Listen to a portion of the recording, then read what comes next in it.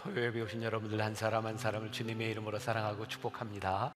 지난주에 말씀드린 대로 지난주, 이번 주, 다음 주까지는 제가 교회에 대한 설교를 한다고 이야기를 했습니다. 교회 창립 기념일을 한 주로 드리지 않고 3주 동안 교회에 대한 말씀을 드린다 그랬어요. 기억하세요? 그리고 3주 동안 동일한 본문을 가지고 말씀을 나누게 됩니다. 제가 평소에 설교를 어렵게 하는 사람이 아니죠.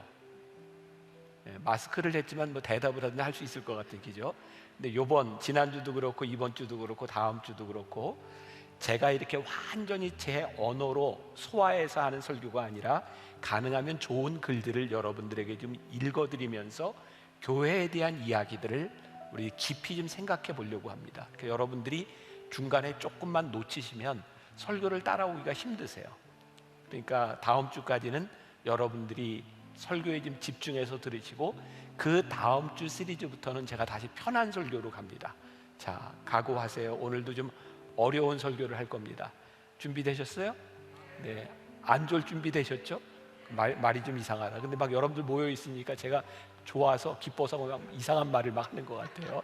자, 오늘 말씀의 제목은 교회는 단순한 종교 공동체가 아닙니다. 어쩌면 제가 그동안 여러 번 이야기했던 교회의 본질에 대한 이야기를 여러분들과 함께 나누게 될 것입니다.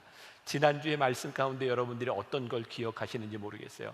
교회를 포기하지 말자 그랬죠. 이유는 한 가지, 우리가 하나님을 믿으니까.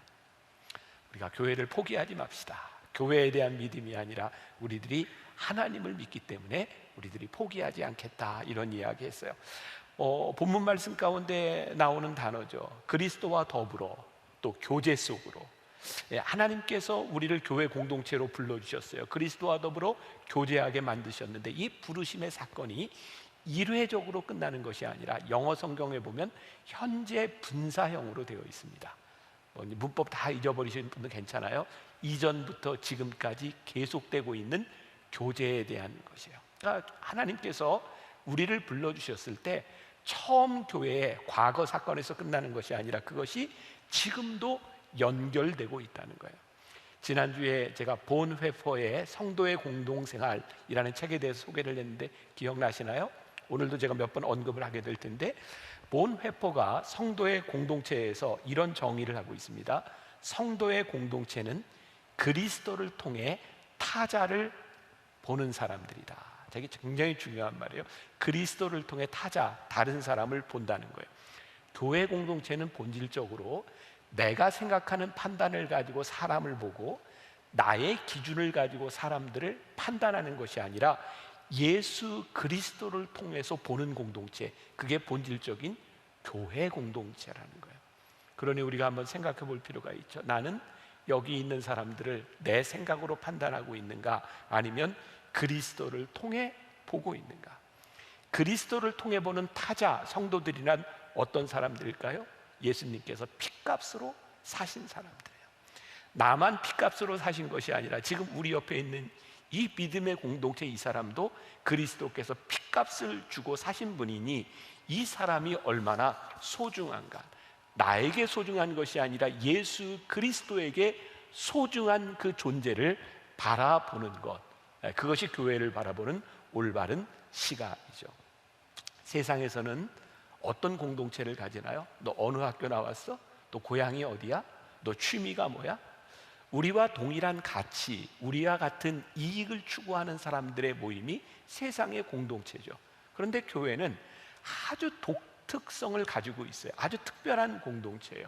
예수님께서 하나님과 우리들 사이에 막힌 담을 허시고 십자가로 인하여 그 벽을 다 허물어 버리시고 아주 특별한 공동체를 우리들에게 만들어 주셨어요. 그래서 사도 바울은 우리 교회 공동체를 뭐라고 이야기하냐면 종이나 자유자나 유대인이나 이방이나 그 어떤 것도 그리스도 안에서 우리들의 하나됨을 막을 자가 없다. 그러니까 여러분, 우리가 교회 안에서 이 공동체를 이룬다고 하는 것은 놀라운 일인 거예요. 세상에 생각할 수 없는 독특함을 가지고 있죠. 그런데 우리들이 이렇게 공동체를 이룰 수 있는 이유 가운데 하나, 지난주 말씀에도 제가 잠깐 언급했어요. 오늘 본문 말씀 9절에 보니까 이런 말씀이 있어요. 너희를 불러 그의 아들 예수 그리스도 우리 주와 더불어 교제하게 하시는 하나님은 미쁘시도다. 여기 미쁘시다. 영어 성경에 이 미쁘시도라고 하는 말이 faithful이라고 되어 있습니다. 영어 성경에 하나님의 신실하심이에요. 하나님이 신실하시기 때문에 우리를 공동체로 불러주신 거죠. 자, 메시지 성경에서 유진 피터스는 이 부분을 이렇게 표현하고 있습니다. 제가 읽어드립니다. 여러분을 이끌어 이 영적 모험을 하게 하신 하나님께서 자기 아들이시며 우리 주님이신 예수의 생명을 우리와 함께 나누고 계십니다. 하나님께서는 여러분들을 결코 포기하지 않으실 것입니다. 그 점을 절대 잊지 마십시오. 이번 주에 우리 가을엔 편지를 읽겠어요. 여러분들 성경 드라마 성경 통독했죠? 제가 로마서를 이렇게 들으면서 새벽에 갑자기 그런 생각이 들었어요. 우리가 용서하고 품어주고 사랑하고 이런 이야기를 제가 계속 하고 있는데 로마서에 나오는 사도 바울의 편지를 보면 교회에 대한, 교인들에 대한 굉장히 엄격한 비판, 질책들이 있더라고요. 어떻게 이렇게 무서운 말씀들이 있지? 어떻게 이렇게 무섭게 질책할 수 있지? 새벽에 제가 묵상을 하게 되었어요. 그러면서 이렇게 사도 바울이 무섭게 질책한 이유 가운데 하나가 바로 이런 거구나. 하나님이 우리를 불러주셨는데 너희들이 바르게 살지 못하고, 하나님이 우리를 택하여 주셨는데 너희들이 선하게 살지 못하고, 말씀을 알고도 행하지 않는 자들에 대하여 무서운 질책을 하고 계신 거예요. 여러분, 이 질책은 하나님을 믿지 못하는 연약한 자들을 향해 하시는 말씀이 아니라 복음을 받아들이고도 살지 못하는 공동체를 향하여 우리들에게 말씀하고 있는 거예요. 하나님의 미쁘심, 하나님은 우리를 절대로 포기하지 않으신다는 말씀이 왜 중요할까요? 아마 여기 있는 여러분들 가운데도, 지금 방송으로 예배 드리는 분들 가운데도 종종 이런 생각이 드는 분들이 있을 거예요. 나 이제 더 교회 안 다닐 거야. 나 교회 떠날 거야. 불현듯 우리들에게 교회를 떠나고 싶은 유혹들이 느낄 때가 있죠. 교회를 떠나야겠어. 절망감 같은 거예요. 내가 이 공동체에서 소망을 느끼지 못하겠어. 하나님은 신실하다고 말씀하시는데 이 공동체 안에 더러운 냄새가 나, 썩은 냄새가 나, 인간적인 모습들이 보여. 교회 공동체에서 우리를 질식하게 만들고 우리를 힘들게 하는 사람들에 대한 실망들이 존재하는데, 이 모든 실망들이 어디에 근거하고 있어요? 지극히 인간적인 우리의 판단에 근거하고 있다는 거예요. 그러니까 이 공동체는 엄밀한 의미에서 기독교 공동체가 아닌 거예요. 우리들이 느끼고 있는 이 냄새나는 공동체는요, 기독교 공동체가 아니라 종교 공동체인 거예요. 그래서 우리가 오늘 회복해야 되는 것이 뭐예요? 진정한 기독교의 공동체가 무엇인지를, 혹시 우리들 가운데 이 교회 안에서 차별받고 상처받고 마음이 상한 사람들, 그래서 내가 이 공동체를 떠나고 싶다고 하는 그 공동체는 진정한 교회의 모습이 아니라 종교 공동체에서 왜곡되어 있는 모습이라고 하는 것을 우리들이 알아야죠. 바로 하나님의 신실하심, 우리를 절대로 포기하지 않으시는 그 하나님을 믿는 믿음 가운데서 우리 공동체가 세워지지 않는다면 우리는 또 다른 종교 공동체에 불과할지 몰라요. 설교 어려우세요? 너무 심각해요? 근데 중요한 얘기니까 잘 들으셔야 돼요. 오늘은 제가 계속 이렇게 심각하게 갈 거예요. 지난주에 제가 필립 얀시에 대한 이야기를 읽어드렸죠. 교회를 떠나지 마십시오. 제가 그 길이 너무 좋아서 좀 길어도 여러분들에 읽어드렸는데, 제가 다 소개하지 못한 필립 얀시의 글 가운데 저 남미의 전도자인 루이스 팔라우의 이야기가 있습니다. 제가 잠깐 읽어드릴게, 들어보세요. 그는 교회가 거름과 같다고 했다. 거름은 쌓아두면 온 동네에 악취를 풍기지만 골고루 잘 주면 세상을 풍요롭게 한다. 사랑을 베푸는 사람일수록 빈곤해지지 않고 더 풍요로워지는 게 신앙의 역설이다. 내가 한때 교회를 떠난 주요 요인 가운데 하나는 교회의 은혜가 눈에 띄게 부재했기 때문이었다. 경쟁과 서열과 판단의 세상, 즉 비은혜의 세상에서 우리 교회들이 은혜를 소통할 수만 있다면 사막의 유목민이 오아시스로 모여들듯이 교회도 누가 시키지 않아도 사람들이 열심히 모이는 것이 될 것이다. 우리들을 제일 실망시키는 게 하나님의 은혜가 떠나간 공동체 아닌가요? 그리고 루이스 팔라우는 이것을 뭐라고 표현했냐면 악취가 나는 교회다. 걸음을 모아뒀으니 악취가 난다는 거였어요. 근데 저는 이런 생각을 했어요. 여러분, 더러운 냄새만 나는 걸 모아놔서 썩은 그 거름을 모아놔서도 이렇게 못 참는 게 아니라 사실 향이 참 좋은 향수가 몇 개 섞여도 참 힘들지 않습니까? 전 가끔 이렇게 해외에 나갔을 때, 비행기를 탔을 때 유럽 사람들이 향수 참 많이 뿌리거든요. 그 향기 하나는 괜찮은데 이게 3개, 4개, 5개, 6개 다른 향들이 나기 시작하면 그 냄새가 그렇게 좋지 않은데, 심지어 냄새나는 거름덩어리 하나하나가 다 뭉쳐 있으니, 죄인들이 뭉쳐 있으니 교회에서 나는 악취가 얼마나 심하겠습니까? 그런데 루이스 팔라우가 뭐라고 이야기를 하냐면, 그 악취 나는 거름이 모여 있을 때는 악취지만 그것이 다 흩어져 거름이 되면 그 자리에 유익이 될 수 있습니다. 그래서 그런 생각을 해서, 교회는 악취 나는 우리들이 하나님의 은혜로 어떻게 흩어질 수 있는가, 그것이 우리들에게 중요하구나. 그리고 코로나19, 우리들을 참 힘들게 했던 이 코로나19가 하나님이 우리들에게 주신 너무나 큰 축복이라고 생각하는 것 중에 하나가, 비로소 우리는 교회가 무엇인지를 생각하게 되었고요, 우리들이 여기에 모이는 교회가 흩어지는 교회로서 우리들이 어떤 기능을 할 수 있는가를 우리들이 뼈저리게 느낄 수 있었던 시간이기도 해요. 이 영어의 성경에 보면 우리들의 모임, 우리들의 교제를 펠로우십이라고 표현을 하고 있거든요, 영어 성경에서. 그런데 우리는 이 펠로우십, 주님과의 교제를 어떻게 바꿔버렸냐면 컨그리게이션으로 바꿨어요. 컨그리게이션, 모임. 교회가 모임이 목적이 아니라 이 모임 가운데서 그리스도와 더불어 우리들이 어떤 교제가 일어나고, 그 교제가 건물적인 교회에서 끝나는 것이 아니라 건물에서 모이지 못하는 우리들 가운데 지금도 그 교제가 이루어지고 있고, 그래서 거기에서 유익이 되고 향기가 나고 있다면 이게 진짜 교회 공동체인데, 만일 코로나로 인하여 우리들이 모이지 못한다, 그것으로 인하여 우리의 교제가 끝나버렸다면 우리는 썩어져가는 거름덩이, 그것에 불과할 수도 있는 거예요. 이 거름과 같은 공동체, 이것은 흩어져서 유익이 될 때 의미를 가질 수 있다. 여기까지 우리는 교회의 잘못된 모습들에 대하여 살펴보았어요. 우리들은 교회에 모일 때마다 그런 생각을 하지 않았나요? 이 교회에서 나는 어떤 이득을 취할 수 있지? 나는 이 교회에서 어떤 도움을 받을 수 있지? 누가 나에게 잘 해줄 수 있지? 모두가 다 그런 생각을 하고 모인 공동체는 냄새가 날 수밖에 없는 거죠. 썩어져 가는 거예요. 교회는 하나님께서 우리로 하여금 그리스도와 더불어 교제하도록 만드셨기 때문에, 은혜를 받은 우리가 어떻게 은혜를 흘러보낼까, 어떻게 은혜를 끼칠 수 있을까 생각할 때 그것이 공동체의 모습인데, 우리는 썩어져가는 모습을 가지는 종교 공동체를 만들어간 것은 아닙니다. 필립 얀시가 그렇게 이야기하죠. 자기가 교회를 떠났다가 교회로 돌아오게 된 가장 큰 이유 가운데는 교회가 바뀌었기 때문이 아니라 바뀐 내 생각 때문이었다고. 필립 얀시의 글을 조금 더 읽어드릴게요.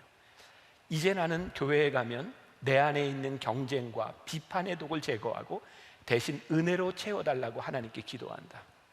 내가 찾는 교회는 은혜가 특징인 교회다. 은혜는 받을 자격이 없는 사람들에게 임하는 것이다.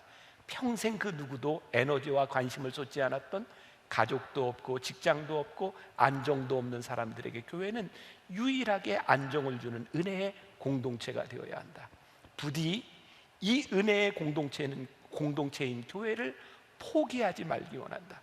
교회라는 저수지가 말랐다고 한탄하며 비판하고 떠나려 할지 모른다. 그러나 중요한 말입니다. 여기에 저수지가 마를 때 해야 할 일은 하나뿐이다. 더 깊이 타 들어가는 것이다. 은혜가 말랐을 때 우리가 할 수 있는 일은 은혜의 공동체를 떠나는 일이 아니라 깊이 은혜를 솟아나게 하는 일, 그것이 교회 공동체에서 일어나야 하는 일이에요. 세상과 다른 그 무엇, 교회는 어떤 공동체인가? 우리가 결코 떠날 수 없는 이 교회는 세상과 무엇이 다른 것인가? 요즘 우리가 제일 많이 하는 말들이 그런 거죠. 우리 때는 안 그랬는데 요즘 애들은 이해할 수가 없어. 우리는 시대를 살아가면서 진짜 다른 종류, 다른 종과 사는 것 같아요. 대화가 잘 되지 않는다, 이런 말들을 우리가 참 많이 합니다. 자, 다시 오늘 본문 말씀 9절을 봅니다. 너희를 불러 그의 아들 예수 그리스도로 우리 주와 더불어 교제하게 하시는 하나님은 미쁘시도다. 하나님은요, 우리를 부르셔서 그리스도 안에서 교제하도록 만드셨는데 정말 서로 어울릴 수 없는 다른 종의 사람들, 그 사람들을 하나님께서 여기에 모으셨어요. 교회 공동체는 우리끼리 모여서 무언가를 하는 공동체가 아니라, 잘 들으십시오, 우리 공동체 중심에는 예수 그리스도로 연결되어 있어요. 오늘 말씀의 핵심입니다. 오늘 이 공동체 안에 예수 그리스도로 연결되어 있는가, 이것을 우리들이 물어야 하는 거예요. 자, 저는 선교학을 공부하면서 그 중에 교회 성장에 대한 공부를 한 사람입니다. 그러니 교회 성장을 잘 시켰겠어요? 못 시켰겠어요? 제가 교회 성장을 공부했어요. 근데 교회 성장학에서 이야기하는 교회 성장의 굉장히 중요한 요인 가운데 하나를 뭐라고 얘기하냐면, 소위 말하는 호모지니어스 그룹, 같은 성향의 사람들을 묶어주고 같은 성향의 사람들이 모이게 하는 게 교회 성장의 비결이라고 이야기합니다. 같은 생각을 하는 사람들. 제가 이번 주간을 지나며 교회에 대한 생각을 하며 하나님께 회개한 게 있어요. 하나님, 교회가 성장했는데 왜 성장한 교회에서 썩은 냄새가 나고, 교회에 사람은 많이 모이는데 왜 그곳에 그리스도의 향기가 나지 않는가 보았더니, 우리는 사람들을 모으는데 그리스도 중심으로 사람을 모은 것이 아니라 우리가 원하는 사람들, 너는 나와 비슷한 사람들, 그런 같은 종류의 사람들을 모아놨으니 여기에서 썩은 냄새가 나고 아름다운 교회 공동체를 이루지 못하는 것이 아닙니까? 교회는 제가 저 자신에 대한 통렬한 반성인 거예요. 교회 성장, 사람이 모이는 것이 문제가 아니라 사람들이 모인 이 공동체 안에 예수 그리스도가 중심이 되어 있는가, 주님을 우리들이 바라보는가. 우리가 맞이하고 있는 이 세상 사람들, 우리와 생각이 너무 다른 이 세상 사람들을 교회 공동체가 어떻게 품을 수 있는가라고 하는 것은 내 생각과 같은 사람들을 만드는 것이 아니라 그 안에 예수 그리스도가 자리 잡지 않는다면 교회에는 아무리 사람이 많이 모여도 썩어 냄새가 나는 공동체가 될 수밖에 없는 거예요. 예를 들어 볼게요. 1980년대부터 2000년 사이에 태어난 사람들을 흔히 우리가 밀레니얼 세대라고 이야기를 합니다. 2019년 작년도에 나온 책입니다. 트렌드 MZ 2019라고 하는 책이 있습니다. MZ라고 하는 게 밀레니얼 Z 세대를 의미하는 거죠. 밀레니얼 세대, 여기에 밀레니얼 세대에 속하는 사람이 얼마나 됩니까? 1880년대부터 2000년대에 태어난 사람 손들어 보세요. 얼마나 되세요? 오, 조금 있네. 오, 그래, 있긴 있네요. 이 사람들이요, 우리하고 종이 다른 사람들이에요. 이게 대화가 안 되는 사람들이라는 겁니다.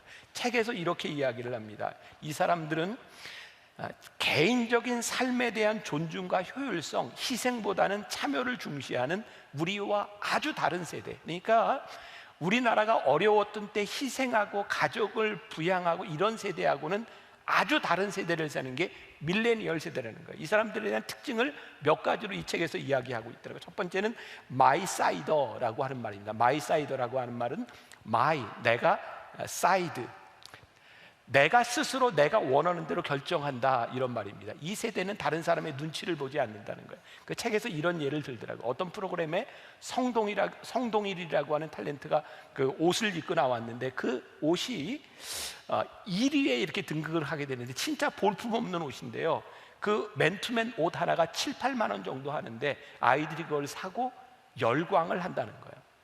요즘 세대는 마이사이더, 내가 좋으면 된다, 그런 생각을 가지고 있는 세대라는 거예요. 또 두 번째, 가치관, 관계는 아주 가볍고 취향 중심으로 살아가는 게 밀레니얼 세대라는 겁니다.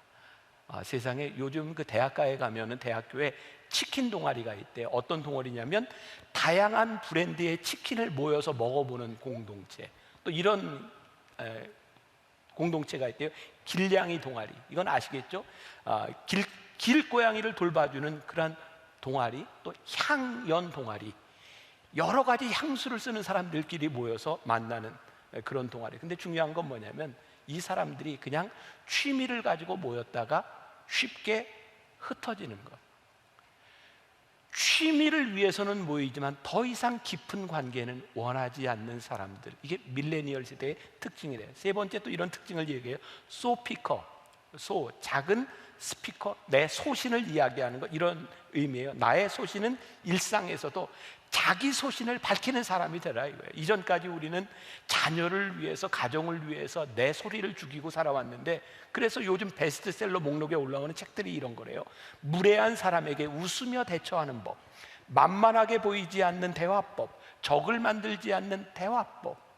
이게 내가 어떻게 생존할 것이냐에 대한 관심이라는 거예요. 또 하나 특징이 포로인이라는 겁니다. 이게 팔로우 플러스 사람.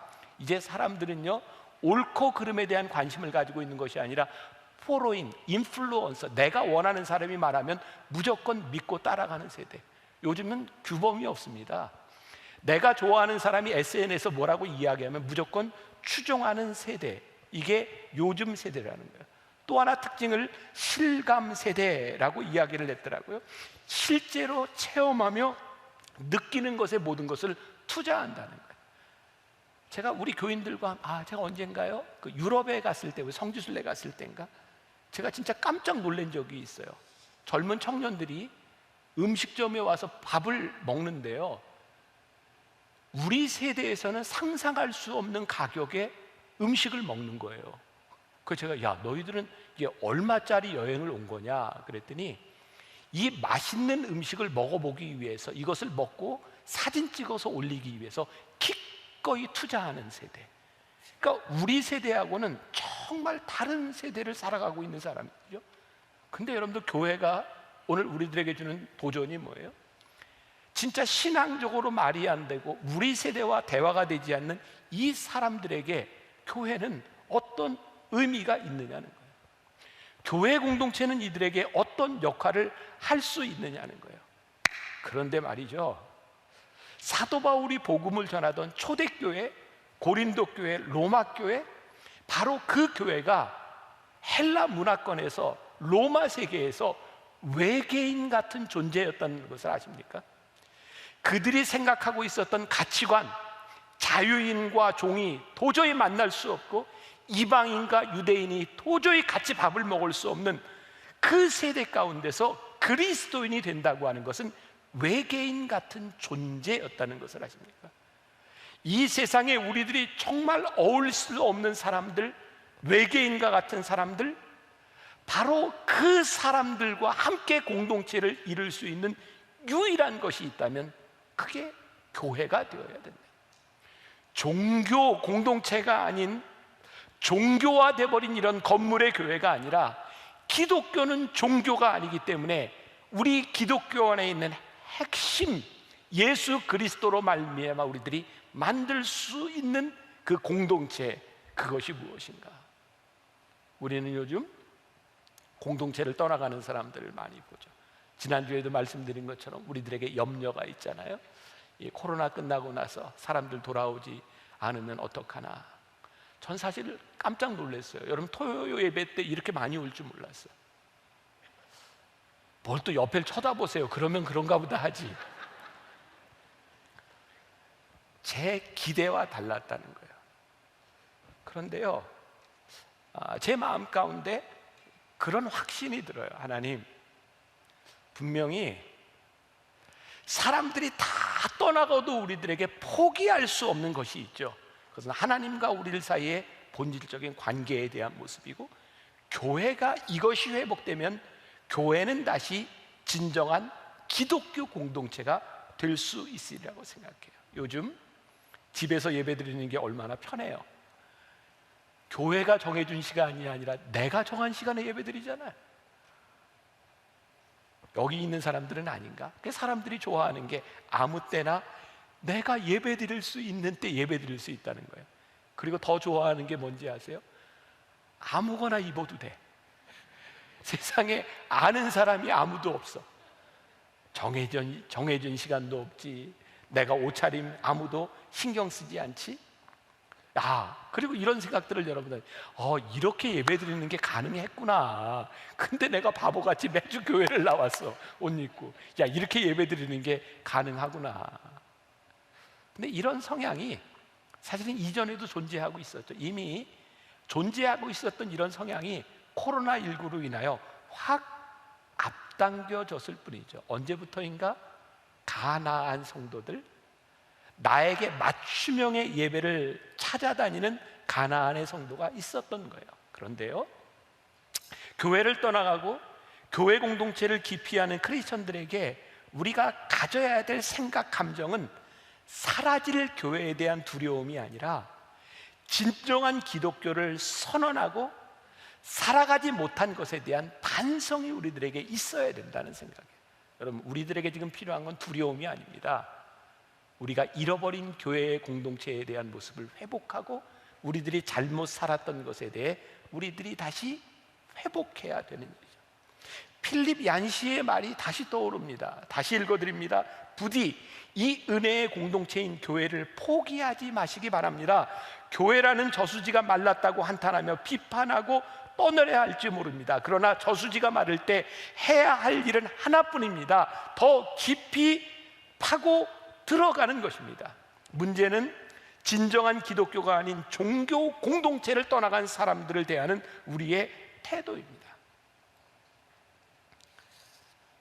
왜 이런 신앙 생활들을 선호하는가, 교회를 떠나가는가? 어떤 글에 보니까 4가지를 이야기하고 있더라고요.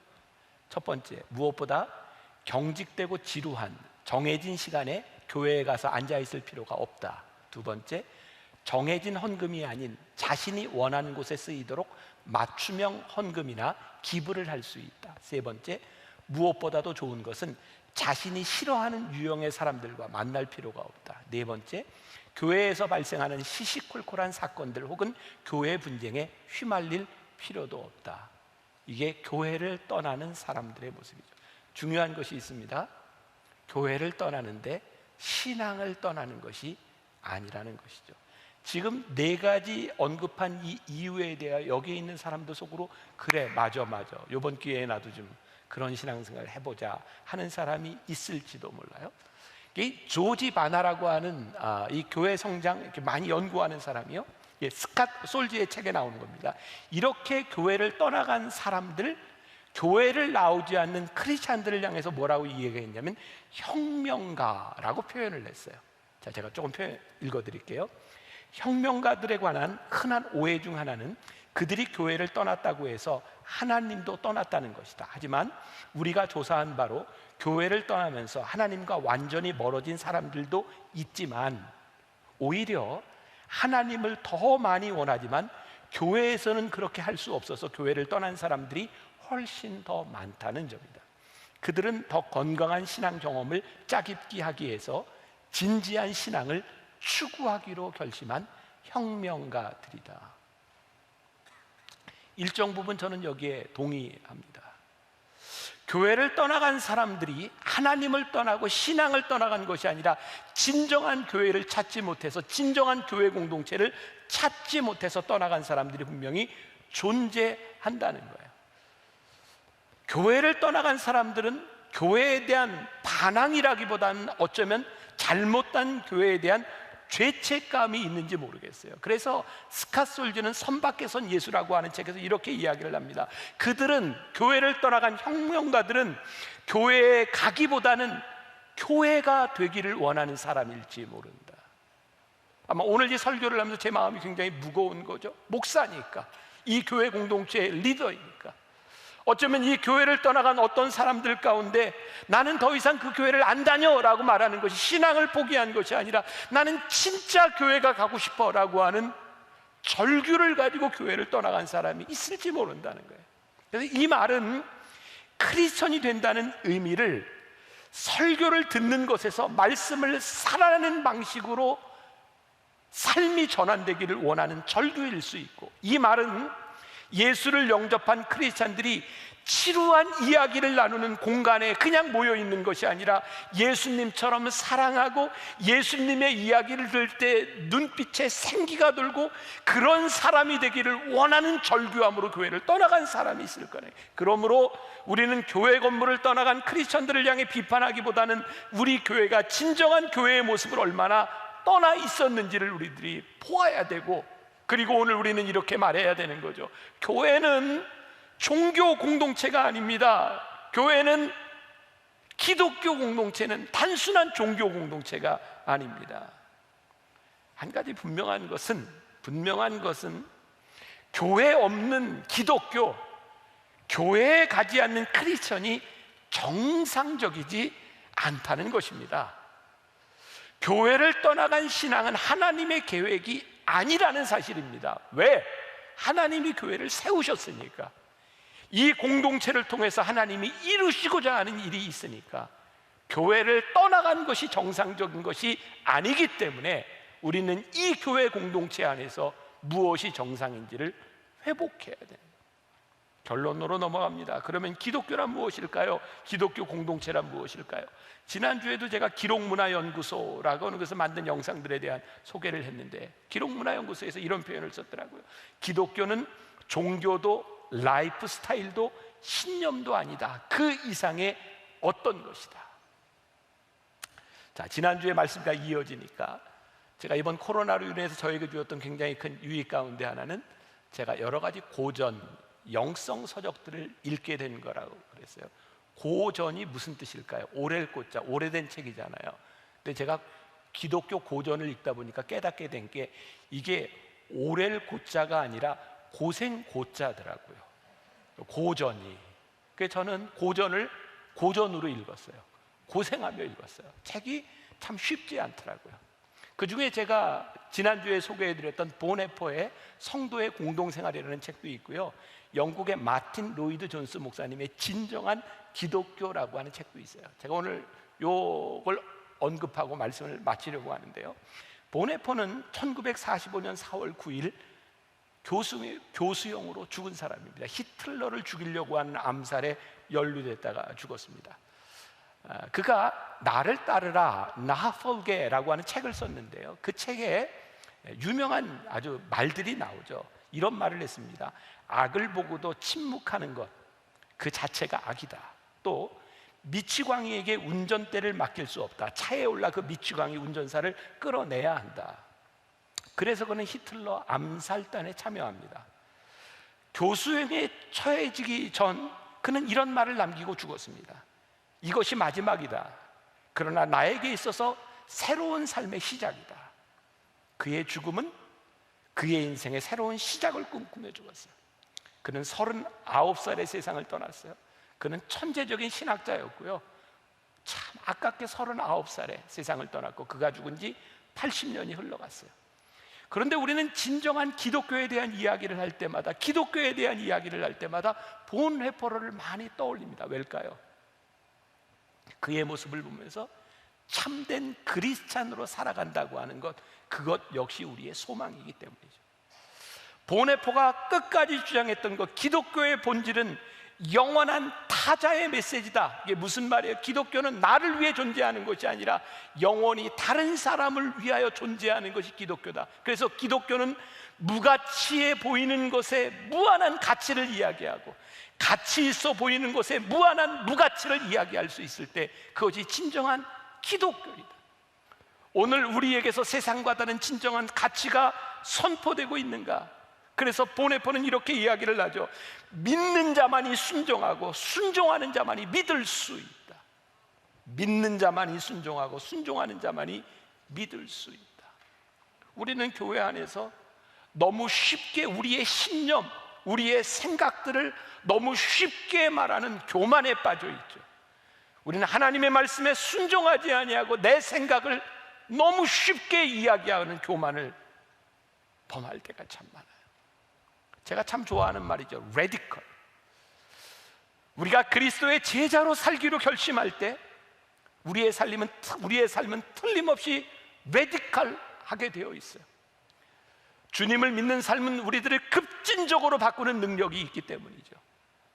우리 교회 공동체 안에 그 레디컬한 모습이 있는가? 세상이 우리들을 향해 묻고 있는 거죠. 도대체 너희들 누구냐? 교회는 뭐 하는 곳이냐? 아니, 이렇게 묻지 않죠. 너희들 도대체 뭐 하는 집단이냐? 너희들 교회에서 무슨 짓을 하고 있느냐? 우리들에게 묻고 있어요. 우리가 여기에 대답해야 돼요. 교회는 무엇인가? 교회는 무엇을 하는 곳인가? 교회에 모인 사람들은 누구인가를 우리들이 명확히 이야기해야 돼요. 마틴 로이드 존스 목사님의 책 가운데요, 그의 이야기 가운데 이런 말이 있어요. 그러면 교회는 이런 소리를 들으며 인류 역사 가운데 기독교는 실패한 것 아닐까요? 2000년 동안 복음이 선포되었지만 세상이 달라지지 않았으니 세상의 종교들과 차이가 무엇이냐고 말이죠. 이 물음에 대하여 G.K. 체스터턴이라는 사람이 완벽한 대답을 제시했습니다. 이런 말이었어요. 그는 시도된 적도 부족함이 드러난 적도 없다. 다만 어렵다고 여겨져 시도되지 않았을 뿐이다. 이게 무슨 얘기예요? 교회에 대해 사람들이 뭐라고 너희들 실패했다고 이야기하는데, 교회는 한 번도 실패한 것이 아니라 진정한 깊은 기독교의 영성과 진정한 기독교의 공동체가 아직 시도되지 않았다. 저는 아주 멋진 표현, 선포라고 생각해요. 기독교는 인류의 역사 가운데 실패한 종교가 아니라 아직 완벽하게 시도되어 보지 못한 종교입니다. 그런 의미에서 교회는 희망이 있어요. 소망이 있어요. 기독교는 하나의 역사적인 사건이에요. 기독교는 사실이에요. 마찬가지로 교회는 세계사 전체에서 가장 생생한 사실 가운데 하나이고, 교회사를 빼놓고 세계사를 이해할 수 없고 세계사의 출발점이자 근본이기도 하죠. 기독교는요, 예수님에 관한 것이라는 명백한 사실, 기독교는 가르침이 아니라 예수님이라고 하는 인물에 집중하고 있다는 사실이에요. 예수 그리스도, 그분이 기독교의 출발점이다. 제가 조금 글을 읽어드리고 말씀을 마칩니다. 여러분은 예수님을 아십니까? 대부분 예수님을 안다고 말할 것입니다. 그런데 정말 아십니까? 예수라는 인물의 중요성을 깨닫습니까? 그분의 삶이 무엇을 의미하는지 아십니까? 우리가 정말 주 예수 그리스도를 안다면, 그래서 기독교가 무엇인지를 안다면 지금 우리는 당장 필요한 일을 할 것입니다. 우리에게 필요한 것이 무엇입니까? 예수님을 진심으로 믿는 것입니다. 그분의 말씀을 믿는 것입니다. 복음을 살아내는 것입니다. 그렇습니다. 복음입니다. 복음을 살아내며 복음을 전하는 것입니다. 인간으로 하여금 인생을 정복하고 다스릴 수 있게 하며 결코 사라지지 않을 희망을 줄 수 있는 것은 하늘 아래 오직 복음밖에 없습니다. 복음과 견줘볼 때 다른 모든 것은 그것이 아무리 대단하고 중요해 보여도 잡동사니에 불과합니다. 지금 이 시대에도 주 예수 그리스도께서는 일하고 계십니다. 중요한 것은 우리가 하는 일이 아니라 그분이 하시는 일입니다. 교회의 메시지는 단순히 그분이 하신 일에 대한 것이 아니라 지금 그분이 하고 계시는 일에 대한 것이어야 합니다. 그렇습니다. 그분은 지금도 일하고 계십니다. 기독교의 본질은 여러분들에게 무엇을 하라고 요구하는 것이 아니라 주 예수 그리스도께서 여러분들을 위해 무엇을 하러 이 땅에 오셨는지 말해주는 그 무엇이라는 사실을 기억해야 합니다. 명심하십시오. 체스터턴이 말한 대로 기독교는 시도된 적도 부족함이 드러난 적도 없습니다. 다만 어렵다고 여겨져 시도되지 않았을 뿐입니다. 자, 이제 기독교를 시작합시다. 우리가 발을 딛고 있는 이곳에서 진심으로 시도합시다. 제발 미루지 맙시다. 종교를 전하는 것이 아니라 생명의 온기를 전하는 교회가 됩시다. 복음을 살아내고 생명을 전하는 교회, 주 예수 그리스도와 함께 동행하는 교회를 만듭시다. 참된 기독교를 시도합시다. 교회가 여전히 세상의 유일한 희망임을 저들에게 알게 합시다. 주님만이 우리의 참된 소망입니다. 언제부턴가 저희 교회 벽에 붙어있던 교회가 이 땅의 소망입니다는 글귀가 그렇게 자랑스러웠던 그 글귀가 언제부터인가 마음이 아프기 시작했어요. 제가 만다교회 담임 목사가 되고 20년, 이 목회를 하면 20년이 흘렀는데 저희 교회 벽에 교회가 있다면 소망입니다라는 그 글귀를 보고 단천을 걸을 때마다 하나님 교회가 소망이죠, 하나님 교회가 소망이죠, 그렇게 가슴 뿌듯했는데 언제부터인가 교회가 소망이라고 하는 말이 우리들에게 부끄럽게 느껴졌던, 우리 교회가 기독교의 본질을 잃어버렸던 우리들의 모습 가운데 우리는 실패한 게 아니라 우리가 아직 시도해보지 못했던 하나님께서 그리스도와 더불어 우리를 교제하게 만드신 그 믿음의 공동체를 다시 만들어가는, 세상이 깰 수 없는, 세상이 우리를 판단할 수 없는 그런 교회. 교회는 단순한 종교 공동체가 아니라 우리 믿음의 공동체인 것을 우리들이 그렇게 한번 만들어 갔으면 좋겠습니다. 우리 같이 한번 찬양합시다. 여기에 모인 우리 주의 은총 받은 자여라. 여러분, 어떻게 우리가 예수님 아니고 이 자리에 이렇게 다른 사람들이 모여 공동체라고 말할 수 있겠습니까? 여기에 모인 우리 주의 은총 받은 자여라. 우리 믿음으로 이 공동체를 고백합시다.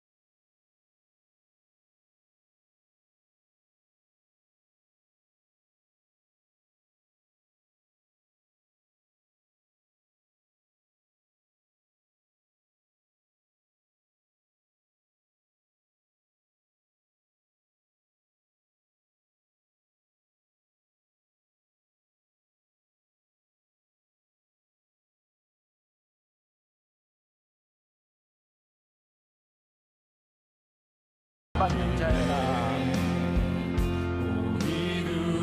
사랑받는 주의 자녀라. 사랑받는 주의 자녀라. 주께서 뜻하신 바 우리를 통해 펼치신다. 별을 치신다. 고통과 슬픔 중에 더욱 주님 의지하오니 어려움 이겨내고 주님 더욱 찬양하라. 이 믿음 더욱 굳세라.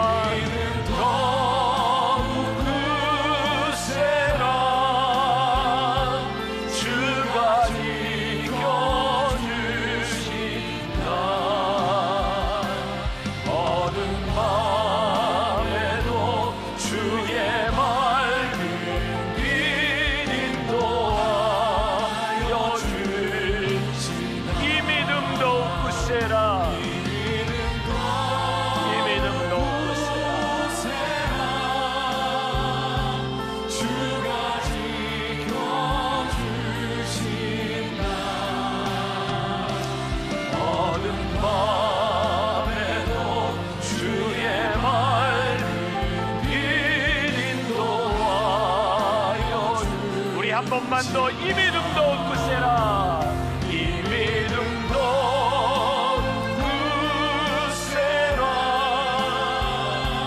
주가 지켜주시다.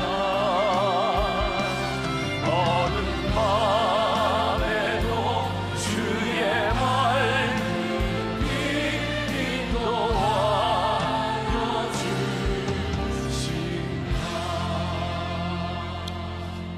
지금은 우리 주 예수 그리스도의 은혜와 하나님 아버지의 무한하신 사랑과 성령의 인도하심이 그리스도 예수 안에서 우리로 하여금 교제하게 하신 그 하나님은 미쁘시다. 그분은 성실하시다. 그분은 진실하시다. 그분은 변함이 없으시다. 고백하며 나가는 당신의 사랑하는 모든 백성들 위해 지금부터 영원까지 함께 하시기를 간절히 축원하옵나이다. 아멘.